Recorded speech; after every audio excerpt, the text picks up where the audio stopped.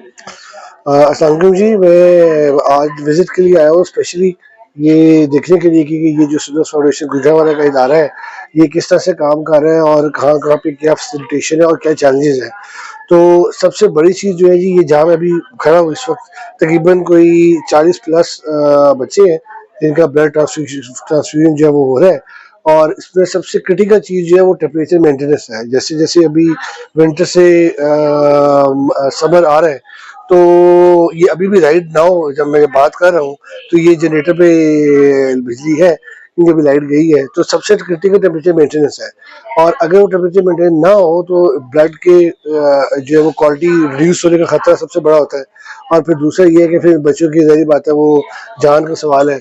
तो critical part is कि यहाँ पे गर्मियों में एसी की मेंटेनेंस, एक ख़ास टेम्परेचर मेंटेन करना जो है वो बहुत ज़रूरी है। और उसी के लिए इंशाअल्लाह ताला इनिशिएटिव लेने के लिए एक्चुअली मैं इधर हूँ, और we will be working on it कि ये इनको हम फैसिलिटेशन जो है वो दें। अभी आपको पहले मैंने विजिट करवाया है उस जगह का जहाँ पे सारे जो पेशेंट्स हैं वो एडमिटेड है। 40 प्लस पेशेंट्स हैं जिनको के ब्लड ट्रांसफ्यूजन के प्रोसेस से गुजारा जा रहा है।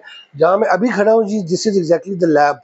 It's a very high quality lab. मैंने एक एक प्रोसेस को खुद अभी ना सिर्फ इंक्वायर किया है, बल्कि मैंने क्रिटिकली जज किया है कि जो इधर इक्विपमेंट पड़ा हुआ है वो किस तरह से काम करता है। हर एक मशीन की अपनी क्या रोल है। और ब्लड बेस ब्लड, ये अगर मैं दिखा सकें सर ज़रा, ये अभी रिसेंटली एक कॉलेज से हमारे पास जो डोनेशन आया है, तो इसके ऊपर जो प्रोसेस हो रहा है, वो पूरा प्रोसेस के वाइट ब्लड सेल कैसे अलग होते हैं, रेड ब्लड सेल कैसे अलग होते हैं, उनकी मेंटेनेंस की क्या क्वालिटी है। छोटी सी चीज़ मैं बताना चाहूँगा कि अभी इधर एक हमारे पास जो वाइट ब्लड सेल्स को फ्रीज करने के लिए जो है, उसका टेम्परेचर इस टाइम अगर आप देखें तो ये -60, करंट टेम्परेचर -60 है।